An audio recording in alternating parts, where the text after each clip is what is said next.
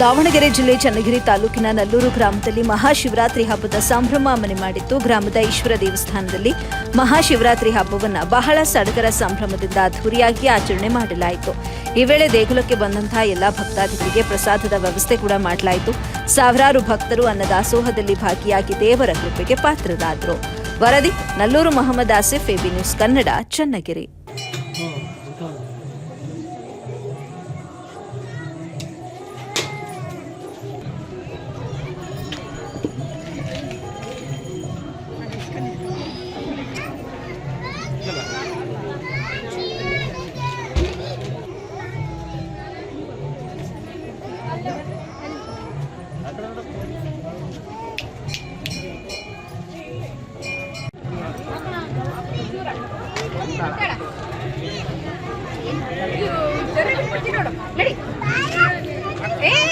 ಪ್ರಸಾದ ಇದು ಭಾಳ ಎಲ್ಲ ಕೊಡಲ್ಲ.